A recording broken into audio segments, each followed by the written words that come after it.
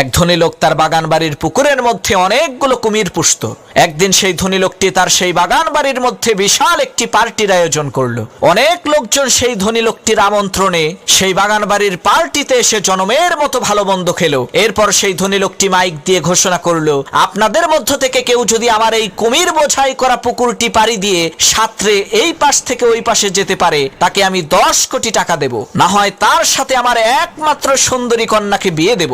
লোকটির কথা শেষ না হতেই পানির মধ্যে ছপাস করে শব্দ হলো। সবাই দেখতে পেলে একজন সাহসী যুবক পুকুরের মধ্যে ঝাঁপ দিয়েছে, আর তাকে ধরার জন্য বড় বড় কয়েকটি কুমির তার দিকে ধেয়ে আসছে।